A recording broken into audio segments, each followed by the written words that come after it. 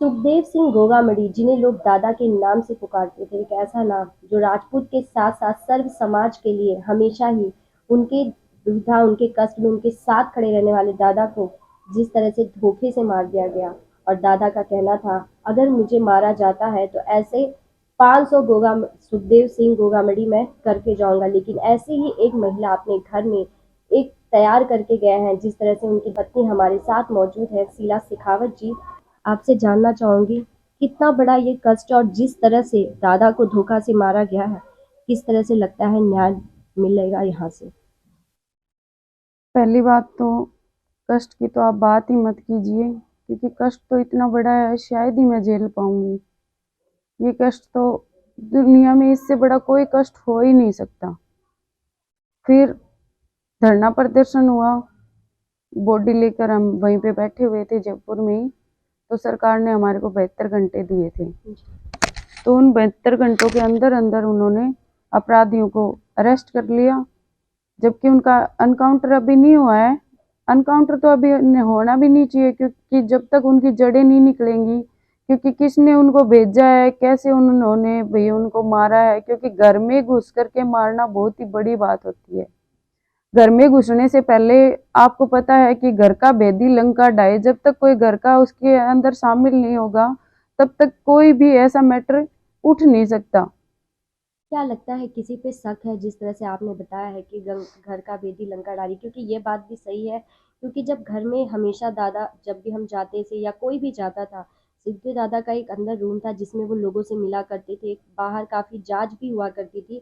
लेकिन इस बार जहां पर दादा को बैठे हुए देख पा रहे हैं, वो जगह जहां पर लोग वेट करते थे उनसे मिलने के लिए। तो क्या लग रहा है, किस पे शक है आपको? शक तो वहीं पे रहने वालों पे ही है, जो वहां रहते हैं। शक तो उन्हीं पे जताया जा सकता है ना, क्योंकि आप और मैं तो वहां थे नहीं। जी। अपन तो वहां रहते ही नहीं है। जी। जो रहता है शक तो उसी पे है। एक बार सरकार, मतलब एनआईए की टीम एक बार वहां से उठाने के लिए जाएगी ना, तब उनको सब सबूत के साथ सब कुछ पता चल जाएगा। कितना विश्वास है कि अब जो टीम गठित की गई है इस जांच के लिए, उन पे आपको विश्वास है कि जो भी अंदर इसमें जो लोग मिले हैं उन सबका नाम बाहर निकल पाएगा, और जो आप इंसाफ के लिए इनकाउंटर की मांग कर रही हैं, वो इनकाउंटर होगा उनका? हाँ बिल्कुल होगा। अगर नहीं होगा तो फिर हम अपनी पे आने के लिए देर नहीं लगाते। आपको पता है आपके दादा का हमेशा से एक ही नारा रहता था, जी। या तो ढंग से मान जाओ, अगर नहीं मानोगे तो फिर हम मनाएंगे। तो आप भी इसी तरीके से दादा के उन्हीं वाक्यों को लेकर चल रही हैं? बिल्कुल। आपके दादा गए नहीं है, वो हमेशा मेरे साथ हैं। और जो भी वो निर्देश मुझे देंगे ना, मैं वही निर्देश उनके अपनाऊंगी और वही मैं करूंगी। तब तभी मैं कहती हूँ समाज को कि आप लोग है ना, अकेले मत समझना। जब तक मैं जिंदा हूं ना, तब तक आप अकेले नहीं हो।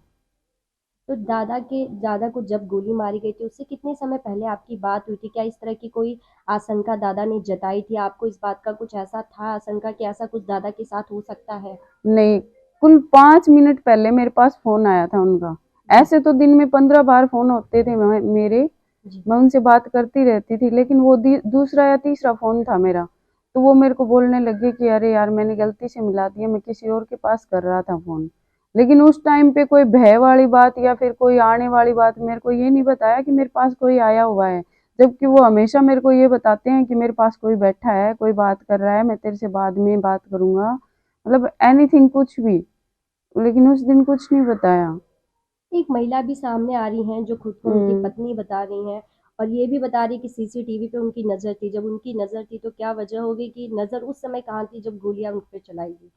वो कौन है और क्या लगता है, उन पे भी आपको शक है किसी प्रकार का? देखो, मैं जानती तो नहीं हूँ वो कौन है और क्या जी। बोल रही है। जी। लेकिन अगर वो बोल रही है तो उससे कोई पूछने वाला हो कि जब धड़ाधड़ गोलियां चल रही थी तो तू क्या, तेरी ऐसी तैसी करवा रही थी क्या वहां पे? इसका मतलब वो तो संदेह के घेरे में ही है। जी। उसको पता है गोलियां चल रही हैं और वो छुपी बैठी है, तो क्या पता उसी का प्लान हो, मास्टर माइंड वही हो। तो सरकार जब तक ऐसे लोगों, टुच्चे लोगों को नहीं पकड़ेगी, तब तक क्या पता चलेगा।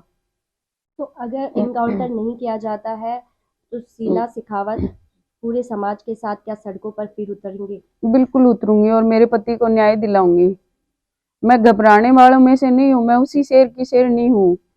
वो कहते थे ना कि वो चला गया तो क्या है, पीछे मैं तो हूं ना। हमारा ग्राउंड आज भी साफ नहीं हुआ है। जब तक मैं जीऊंगी ना, मैं ग्राउंड को साफ नहीं होने दूंगी।